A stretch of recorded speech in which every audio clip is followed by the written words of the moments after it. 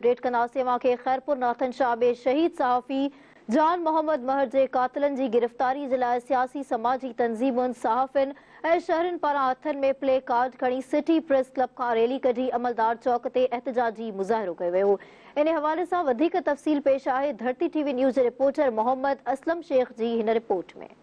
Khairpur Nathan Shah में city press club जी सथ पारां सहाफ़ी जान मोहम्मद महर जे कातिलनि जी गिरफ़्तारीअ जे लाइ हथनि में प्ले कार्ड खणी सिटी प्रेस क्लब खां रैली कढी अलमदार चौक ताईं सख़्तु एहतजाजी मुज़ाहिरो कयो वियो।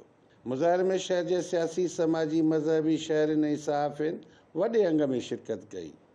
मुज़ाहिरे में शरीक फ़कीर अख्तर मशहूरी, इमरान गादी, फ़कीर अली हसन जामरी, ज़ुल्फ़कार जतोई, गुलाम मोहम्मद गादी, सुहेल चांडियो, इमरान ज़ंगेजो, मुमताज़ मल्हा, सुमर चांडियो, इरफान मशहूरी ऐं ॿियनि जो चवणु हुयो त सहाफ़ी जान मोहम्मद महर जो क़त्लु सिंध जे शऊर जो क़त्लु आहे।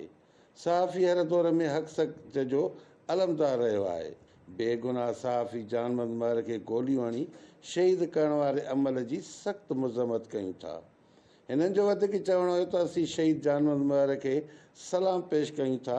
हिननि आला इख़्तियारनि खां मुतालबो कयो त सहाफ़ी शहीद जान मोहम्मद महर जे कातिलनि खे गिरफ़्तार करे केतिरे किरदार ताईं पहुचायो वञे। ॿी सूरत में एहतजाज जो दाइरो वसी कयो वेंदो।